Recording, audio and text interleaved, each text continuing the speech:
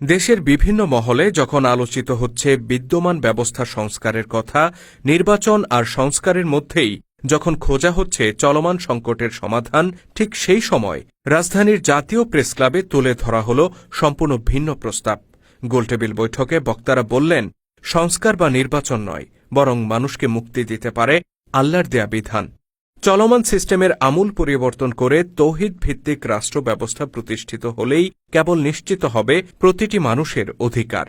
শনিবার অরাজনৈতিক আন্দোলন হেজবুত তৌহিদের উদ্যোগে রাজধানীর সেগুনবাগিচায় জাতীয় প্রেসক্লাবে আয়োজিত এক গোলটেবিল বৈঠকে এমন প্রস্তাব তুলে ধরা হয়।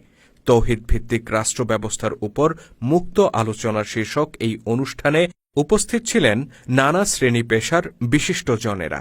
একই মঞ্চে ধর্মীয় নেতৃবৃন্দ, বিচারপতি, আইনজীবী, রাজনৈতিক নেতৃবৃন্দ, শিক্ষাবিদ, ইসলামী চিন্তাবিদ, অবসরপ্রাপ্ত সেনা কর্মকর্তা সহ বিভিন্ন মহলের চিন্তাশীল ব্যক্তিদের উপস্থিতিতে এ সময় অনুষ্ঠানস্থল পরিণত হয় বিজ্ঞজনদের মিলন মেলায়।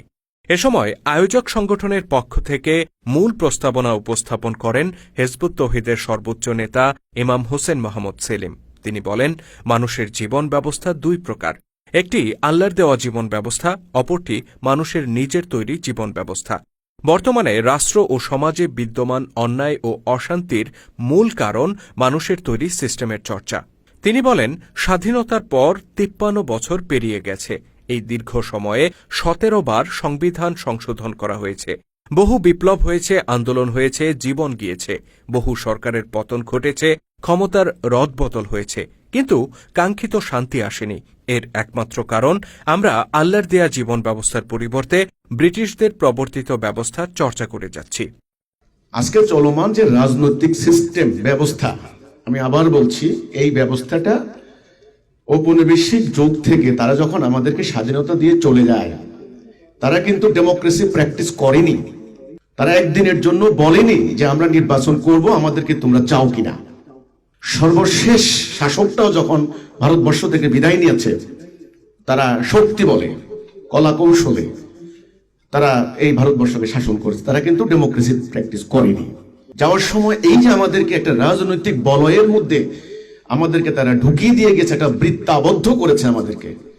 সেই বৃত্তাবদ্ধতা থেকে আমাদেরকে এখন বের হওয়ার প্রথমে সিদ্ধান্ত নিতে হবে। আমাদের প্রস্তাবনা হচ্ছে, এই প্রচলিত রাজনৈতিক ব্যবস্থা আল্লাহর দেওয়া যেই সিস্টেম, দ্বীনুল হকের সম্পূর্ণ বিপরীত সাংঘর্ষিক। এখন প্রশ্ন হচ্ছে, আপনারা কিভাবে আপনারা সেটা রাষ্ট্র ব্যবস্থা যাবেন? ডিরেক্ট উত্তর হচ্ছে, এই তাওহীদের উপরে পুরো জাতিটাকে আমরা ঐক্যবদ্ধ করার জন্য একটা ব্যাপক গণ আন্দোলনের, গণজাগরণের, গণজোয়ারের, সচেতনতার জন্য আমরা সংগ্রাম করছি। এটার নাম আমরা দিচ্ছি বিপ্লব, রেভলিউশন।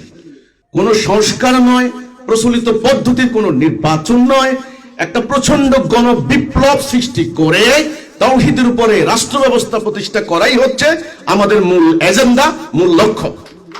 আলোচনায় অংশ নিয়ে উপস্থিত বিজ্ঞজনেরা নিজেদের মতামত ব্যক্ত করেন। তারা সকলেই একমত প্রকাশ করে বলেন, বিদ্যমান ব্যবস্থা মানুষকে শান্তি দিতে ব্যর্থ হয়েছে, সুতরাং এর পরিবর্তন জরুরি। হেজবুত তৌহিদের প্রস্তাবিত তৌহিদ ভিত্তিক রাষ্ট্র ব্যবস্থার ধারণাকে স্বাগত জানিয়েছেন আলোচকদের অনেকেই, তবে বিভিন্ন বিষয়ে হতাশার কথাও ব্যক্ত করেছেন কেউ কেউ। এরই মধ্যে আশার বাণী শুনিয়েছেন হেজবুত তৌহিদের ইমাম হোসেন মোহাম্মদ সেলিম।